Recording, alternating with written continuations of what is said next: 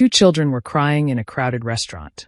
Not because they were hurt, not because they were hungry, but because nobody, not a single person in their entire 7 years of life, had ever truly heard them speak. Their own father couldn't understand the words their hands were screaming.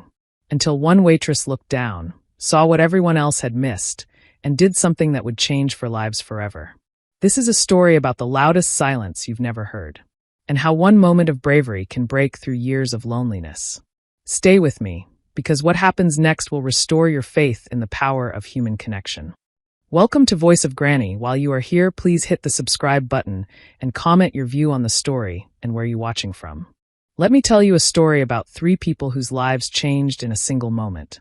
It happened in London, in one of those fancy restaurants where the silverware costs more than most people's monthly rent. Picture this. A successful hotel owner named Daniel Reed sat at his usual corner table. At 33 years old, he owned a chain of luxury hotels across Europe. Money wasn't his problem. Power wasn't his problem. But sitting across from his 7-year-old twins, he felt more helpless than he'd ever felt in his life. His children, Oliver and Sophie, were deaf, and Daniel didn't know how to talk to them. Oliver played with his untouched food, his little hands making gestures that his father couldn't understand. Sophie pressed herself against the leather seat, tears running down her cheeks, watching the world move around her in a language she couldn't hear. The nanny beside them, Mrs. Harrison, just sat there with a cold expression, treating the children's attempts to communicate like they were being naughty. That's when everything changed. A young woman named Aria Santos was working that night. She was 28, a waitress trying to make ends meet in an expensive city. As she refilled water glasses, moving invisible among the wealthy customers, she saw something that stopped her heart. 2 beautiful children desperately trying to speak, and nobody was listening. Aria didn't think about the consequences. She didn't worry about the powerful man who might get angry. She just set down her water pitcher and did something simple. She signed. Her hands moved in flowing patterns, speaking without words. The change in those children was instant. Oliver's eyes went wide with surprise. Sophie stopped crying immediately, her whole face lighting up like someone had turned on the sun. In that restaurant full of noise and chatter, these 2 silent children had finally found someone who could hear them. "Hello, little ones," Aria signed. "What are your names?" Daniel Reed's fork fell from his hand, clattering against the plate. In 7 years of being a father, he had never seen his children react to anyone like this. Oliver's hands flew excitedly as he responded. Sophie actually giggled, something her father hadn't heard in months. "I'm Oliver," the boy signed with enthusiasm. "This is my sister, Sophie. Can you really understand us? Nobody else ever does." Aria felt her heart break a little. She knelt beside their table, ignoring the shocked stares around her. "I can understand you perfectly, sweetheart. Why is everyone always angry at us?" Sophie's small hands moved hesitantly. "We try so hard to be good." That question hit Aria like a punch. She looked up at Daniel, seeing him not as some powerful businessman, but as a lost father watching his children come alive for the first time. What did she ask? Daniel's voice was rough, barely steady. Aria hesitated. She was just a waitress, and he was Daniel Reed. But looking at these children, she found her courage. She asked why everyone is always angry at them. They think they're being bad when they're just trying to talk. Daniel's jaw tightened. Mrs. Harrison shifted uncomfortably. "Mr. Reed, I've been trying to teach them proper behavior." "Proper behavior?" Aria's voice carried more emotion than she intended. "They're 7 years old, trying to talk to their father.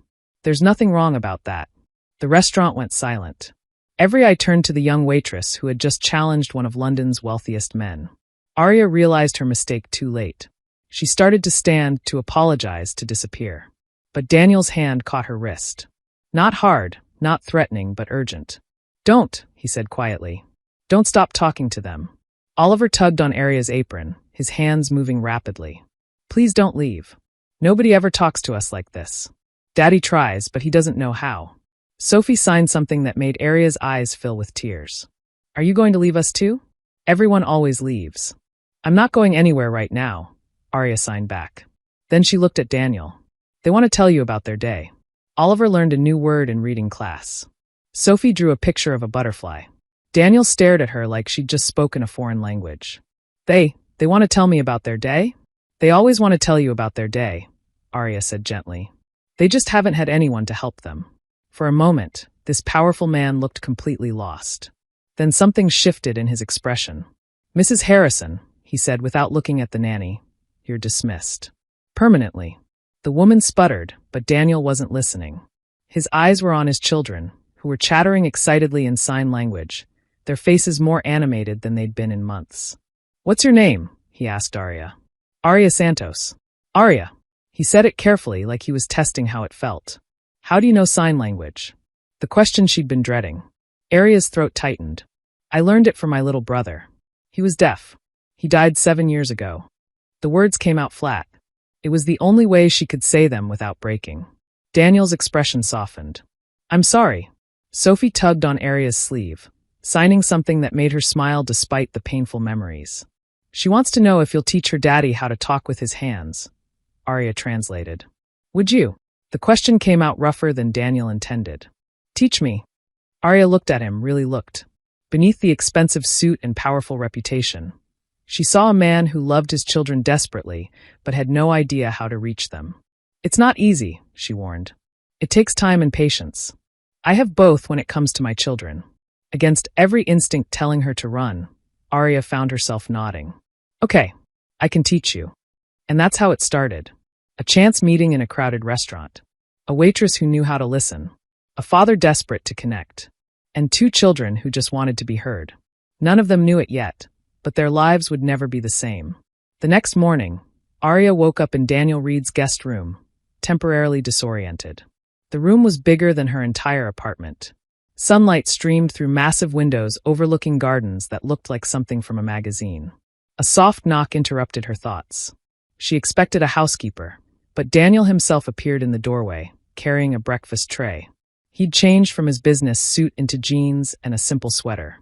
His dark hair was slightly messy, and in the morning light, he looked less like an intimidating businessman and more like a tired father who'd been up all night thinking. "I thought you might be hungry," he said, setting the tray down. "The children are still sleeping, but they're usually up by 8. Arya glanced at the clock.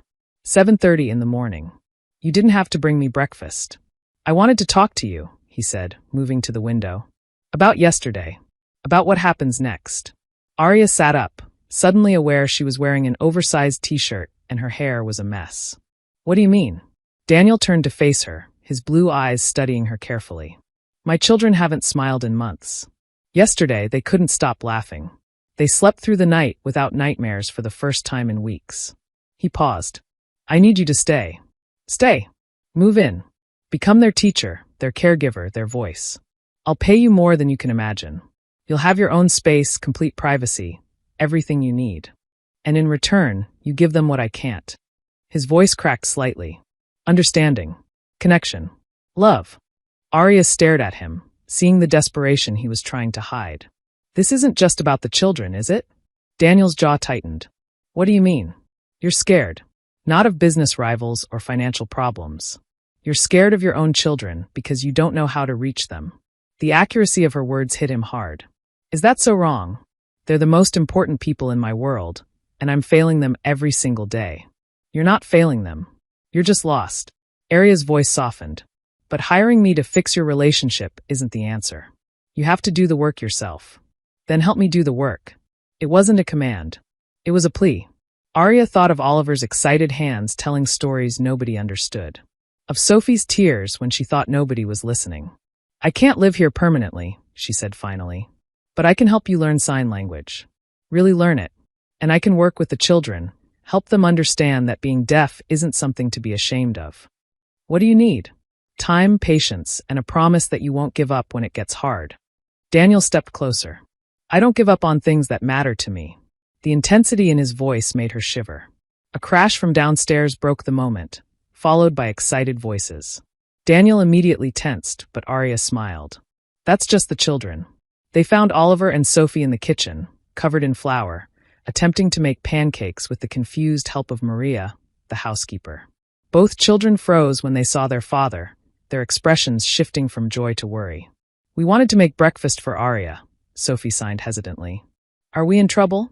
Daniel looked helplessly at Arya, who translated with a gentle smile. "Tell them they're not in trouble," Arya said. "Tell them next time to ask Maria for help before they start cooking." As Daniel repeated her words aloud, Arya signed the translation.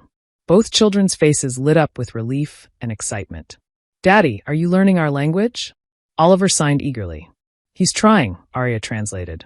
"This is your first lesson. Watch my hands carefully." She signed slowly, clearly. "I am learning your language because I love you." Daniel watched intently, then attempted to copy her movements. His hands were large, less graceful than hers, but he managed something recognizable. The children's reaction was immediate. They launched themselves at him with squeals of delight, covering his flower-covered clothes with sticky hugs. "Again, Daddy," Sophie said aloud, her voice slightly unclear but strong. "Say it again." Daniel looked surprised. She spoke. "Many deaf children can speak," Arya explained, "especially if they had some hearing before they lost it. But they often don't because they can't hear themselves. When she's excited, she forgets to be self-conscious." Daniel knelt to his daughter's level and signed the phrase again, more confidently this time. Sophie clapped her hands. "I love you too, Daddy." The words, imperfect but heartfelt, broke something open in Daniel's chest. He pulled both children close, holding them tight as emotions he'd kept locked away for years threatened to overwhelm him. Arya watched the scene with tears in her eyes, thinking of her brother Miguel and all the moments like this they'd never have. But instead of the usual crushing grief, she felt something different. Hope, maybe. Purpose. "Arya." Daniel's voice was rough when he looked up at her. "Stay. Please. Not as an employee. As family." The word hung in the air between them. Arya looked at the children, who were watching her with identical expressions of hope. Then at Daniel, whose blue eyes held a vulnerability that took her breath away. "I'll stay," she said quietly. "For them." But even as she said it, Arya knew she was lying to herself. She was staying for him too. For this broken man who loved his children desperately, but didn't know how to show it. For the way his eyes softened when he looked at them, the way his voice gentled when he spoke their names. She was staying because Daniel Reed was nothing like the cold businessman she'd expected. And that terrified her more than anything else. As the children pulled her into their flower-covered hug, Arya realized she'd just made a decision that would change everything. And there was no going back. 3 weeks passed like a beautiful dream. Daniel was learning sign language faster than Arya expected. Every evening after work, he'd sit with her and the children, practicing until his hands ached. Oliver and Sophie blossomed under the attention, their confidence growing daily. But dreams don't last forever, especially in Daniel Reed's world. It started with a phone call that made Daniel's face go hard and cold. Arya was reading to the children when she heard his voice from downstairs, harsh and angry in a way she'd never heard before. "Tell Victor the First don't negotiate with threats. And tell him to stay away from my family." Victor. Arya had heard whispers about Viktor Kozlov at the restaurant where she used to work. A Russian businessman who owned half the nightclubs in London and ran them like his personal empire. A man who saw family as weakness and loyalty as something to be bought. That night, after the children were asleep, Daniel came to find her. He looked exhausted, worry lines deep around his eyes. "I need to tell you something," he said quietly. "About my business. About the kind of man I am. You don't have to." "Yes, I do." He sat down heavily. "I'm not just a hotel owner, Arya. I mean, I am, but that's not all. I control security contracts, private real estate deals, things that aren't always completely legal. I've made enemies. Powerful ones." Arya's heart sank, but she wasn't entirely surprised. "Viktor Kozlov? You know him?" "I know of him. Everyone does." She paused. "Is he threatening you?" "He's threatening my children." Daniel's voice was flat, controlled, but Arya could hear the fear underneath. "He wants me to sign over 3 of my hotels. If I don't, he's promised to hurt what matters most to me. The children. And you." The words hung in the air. Arya realized that somehow, in 3 short weeks, she'd become part of what Daniel protected. Part of what he cared about. "What are you going to do?" "I'm going to protect my family." His blue eyes met hers. "All of my family." The next morning, Arya woke to the sound of cars in the driveway. Not the usual quiet arrival of Daniel's staff, but the aggressive rumble of multiple engines.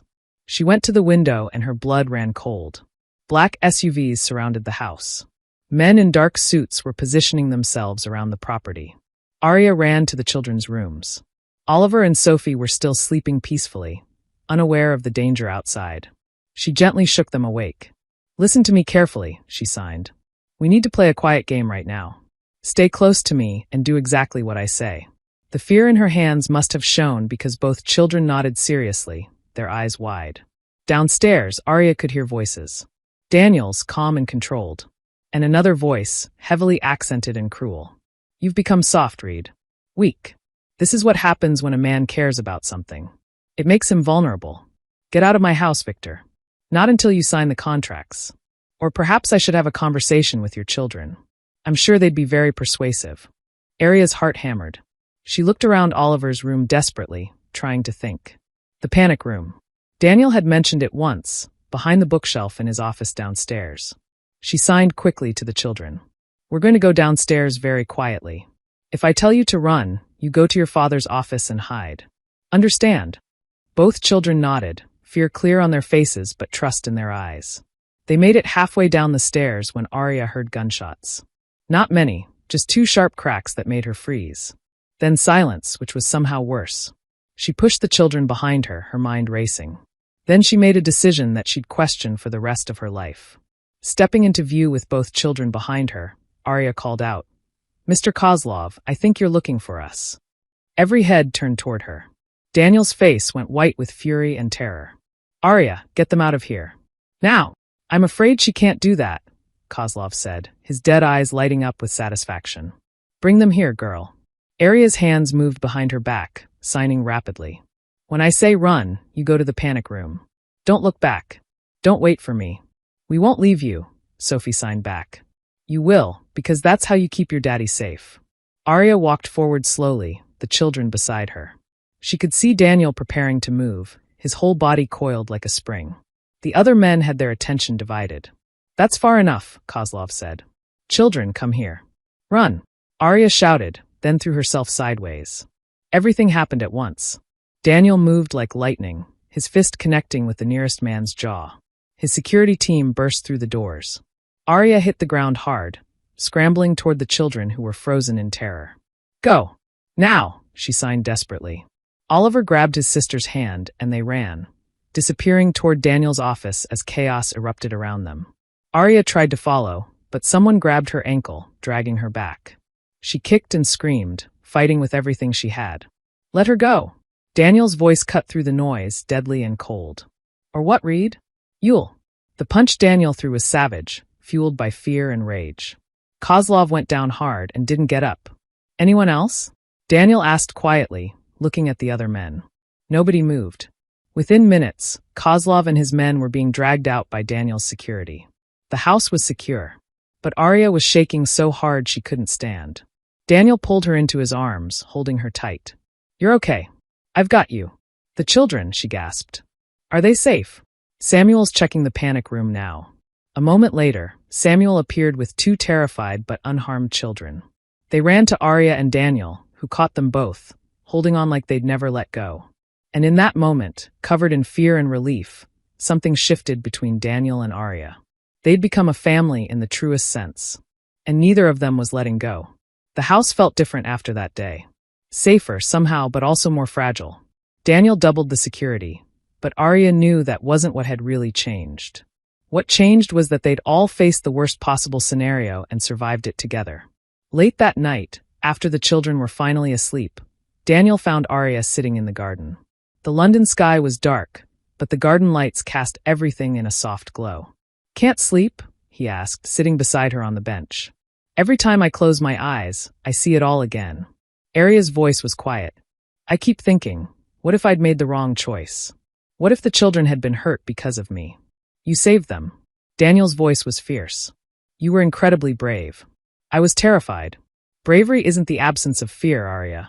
It's doing what needs to be done despite the fear." He paused, his hand finding hers in the darkness. "You protected my children like they were your own." Arya felt tears prick her eyes. "They feel like my own." The confession hung in the air between them. Daniel's thumb traced circles on the back of her hand, a gesture so gentle it made her heart ache. "Can I tell you something?" he asked quietly. "Of course. When I saw Kozlov's man grab you, when I saw that gun pointed at your head, something in me just snapped." His voice was rough with emotion. "In that moment, I wasn't thinking about business or strategy or consequences. I was thinking that I couldn't lose you. That my children couldn't lose you. That I couldn't lose you. Arya's breath caught. Daniel, I know it's too soon. I know we've only known each other a few weeks. But Arya, somewhere between watching you teach my children to believe in themselves again and seeing you risk your life to protect them, I fell in love with you. The words hung in the garden air, beautiful and terrifying. You don't have to say anything, Daniel continued quickly. I just needed you to know. Needed you to understand why I'm going to do everything in my power to keep you safe. Why I'm never going to let anyone threaten you or the children again. Arya turned to face him, her dark eyes shining with unshed tears. Do you want to know what I was thinking when that gun was pointed at me? Daniel's jaw tightened, but he nodded. I was thinking that I couldn't leave those children. That they'd already lost so much, their mother, their connection to their father, their voice in the world. I was thinking that I'd just found something I'd been searching for my whole life, without even knowing it. She took a shaky breath. A family. A purpose. You. Arya. I love you too, Daniel. I think I started falling for you that first night at the restaurant, when you looked at your children like they were your whole world. When you were willing to learn a new language just to hear them. When you fought like a lion to protect them. Daniel's hand came up to cup her face, his thumb brushing away a tear that had escaped. I don't deserve you. That's not your choice to make. Arya smiled through her tears. Besides, those children need both of us. You're learning to hear them, and I'm learning to be strong for them. Together, we're what they need. Together, Daniel repeated, testing the word. Then he leaned in and kissed her, soft and sweet and full of promise. When they finally pulled apart, both breathless, Arya laughed softly. The children are going to be impossible about this. They've been signing about it for days. What have they been saying? Oliver thinks you make moon eyes at me during lessons. Sophie has been planning our wedding since week 2. Daniel groaned, but he was smiling. They're 7. How do they even know about these things? They're very observant. And very hopeful. Arya's expression grew serious. Daniel, they asked me yesterday if I was going to be their mama. What did you tell them? I told them we'd have to see. That these things take time. She paused. But I wanted to say yes. I wanted to tell them that I already love them like they're mine. Daniel pulled her close, burying his face in her hair. Marry me. Arya pulled back, her eyes wide. What? Marry me. Daniel said it again, more firmly this time. I know it's fast. I know people will think we're crazy. But Arya, I've spent 7 years being half alive, going through the motions of being a father without knowing how to connect. You've given me my children back. You've given me a reason to come home, to learn, to be better. You've given me love when I thought I'd never feel it again. Daniel, we've only known each other 3 weeks. I built a business empire by trusting my instincts, by knowing when something was right. His blue eyes held hers intently. This is right, Arya. You, me, Oliver, Sophie. We're right. Arya thought about her brother Miguel, about all the dreams that had died with him. About the years she'd spent just surviving, working double shifts, too tired and heartbroken to imagine a future beyond the next rent payment. And then she thought about Oliver's laugh when Daniel successfully signed a joke. About Sophie's artwork that now covered the refrigerator. About bedtime stories in sign language and flower-covered breakfast attempts. And this man who'd somehow become her whole world in 3 short weeks. Ask me properly, she whispered. Daniel slid off the bench and knelt before her in the garden, taking both her hands in his. Arya Santos, will you marry me? Will you be my wife, a mother to my children, my partner in everything? Will you help me build something beautiful and real and lasting? Arya felt tears streaming down her face, but she was smiling. Yes. Yes, I'll marry you. Daniel stood and kissed her again, and this time it felt like a promise, like a beginning, like coming home.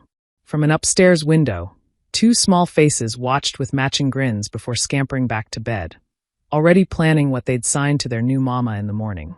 6 months later, Arya stood in front of a mirror in a simple white dress, hardly recognizing the woman staring back at her. The girl who'd been a struggling waitress felt like a distant memory. This woman, this bride, was someone new. Someone loved. Someone home. You look beautiful, Mama.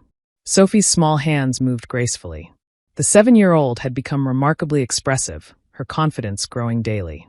The most beautiful, Oliver added, carefully adjusting his little suit jacket. Daddy's going to cry when he sees you. Arya laughed, signing back. Your daddy doesn't cry. He cried last week when we told him we love him in sign language for the first time without you translating, Sophie pointed out with 7-year-old logic. It was true. Daniel had come so far in 6 months. He wasn't perfect yet. His signings sometimes got tangled up when he was excited, and he still needed Arya to translate complicated conversations. But he could have real discussions with his children now. He knew when Oliver was worried about school. He understood when Sophie wanted to show him her artwork. He could say, "I love you, and I'm proud of you, and tell me about your day without help." The small ceremony was held in the garden of their home. Arya had insisted on keeping it simple, just close friends and family. She walked down a path lined with flowers, her eyes finding Daniel immediately. He stood under an arch covered in white roses, wearing a dark suit that made his blue eyes even more striking.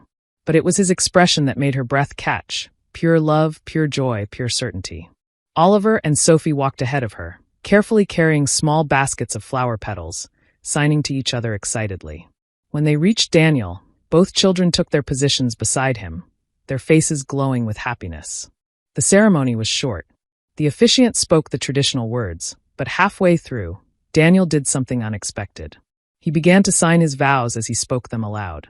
"Arya," he said, his hands moving with the words, "you came into my life like light breaking through darkness. You gave voice to my children when I couldn't. You gave hope to me when I'd stopped believing in it. You taught me that strength isn't about control, it's about connection. I promise to spend every day learning to be the man you deserve, the father our children need, and the partner who stands beside you through everything." By the time he finished, Arya was crying. She took his hands, signing as she spoke her own vows. "Daniel, you showed me that family isn't just about blood. It's about showing up, about never giving up, about learning to listen even when it's hard. You gave me back the purpose I lost when I lost my brother.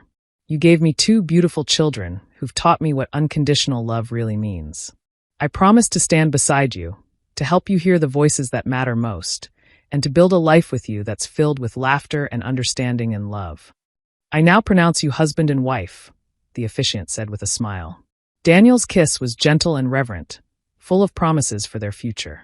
Behind them, Oliver and Sophie cheered, Sophie's voice clear and confident, Oliver's hands moving in enthusiastic signs. The reception was small and perfect.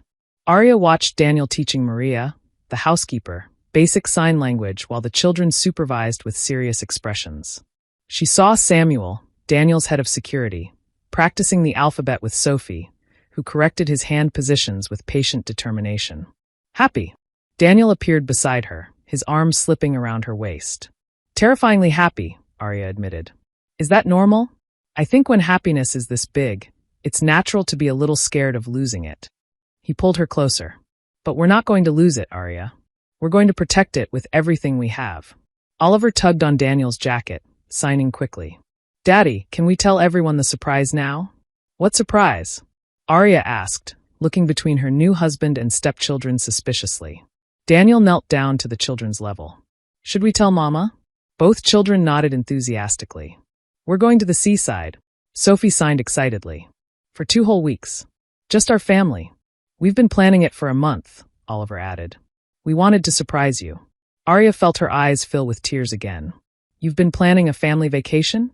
"The children insisted," Daniel said, standing and pulling her close again. "They said that every real family needs a vacation together. And we're a real family now," Sophie signed matter-of-factly. "You're our mama, Daddy can talk to us, and we're all together forever." "Forever and always," Oliver added. Arya looked around at the small celebration, at the children who'd become hers, at the man who'd taught her to hope again, at the life they'd built from broken pieces and brave choices. "Forever and always," she signed back, her heart so full it ached. As the sun set over London that evening, painting the sky in shades of gold and pink, the Reed family stood together in their garden. Daniel's business empire still existed, but it no longer defined him. He was a husband first, a father second, and everything else came after. The children had taught them all that love wasn't about perfection. It was about showing up every day, about learning to listen with your heart, not just your ears, about never giving up on the people who matter most. Arya's hands had given the children a voice, but their hearts had given her a home. "I love our family," Sophie signed, her small hands moving with confidence and joy. "Me too," Oliver added. "We're perfect together." Daniel looked at his wife, his children, his completed world, and signed the words that had become their family motto. "Yes, we're perfect together." And in that moment, standing in their garden with the people they loved most, they all believed it. Because sometimes the most beautiful stories begin with the bravest choices. With a waitress who dared to sign to forgotten children. With a father who dared to learn a new language. With a family who dared to love despite the risks. And sometimes, just sometimes, those brave choices lead to happy endings that last forever. The end.